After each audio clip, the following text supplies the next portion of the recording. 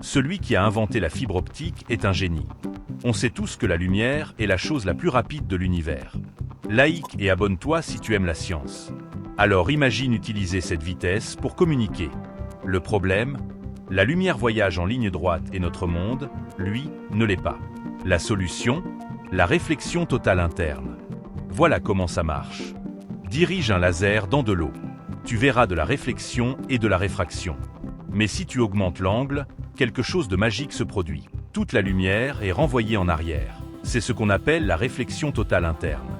La lumière passe d'un milieu dense à un milieu moins dense, atteint un certain angle critique et rebondit entièrement. C'est exactement ce principe qui est à la base de la fibre optique.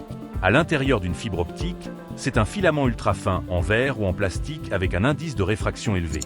Autour, il y a une gaine avec un indice plus faible. Et enfin, une couche extérieure pour protéger l'ensemble. Quand la lumière entre dans le cœur, elle frappe la limite avec la gaine à un angle supérieur à l'angle critique.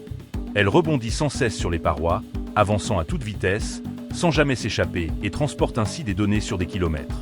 Mais comment la lumière peut-elle transmettre de l'information? Toutes les données sur Internet sont en binaire, des 0 et des 1. On utilise tout simplement des impulsions lumineuses pour les représenter. La méthode la plus simple, le on-off keying. Lumière allumée, c'est un 1.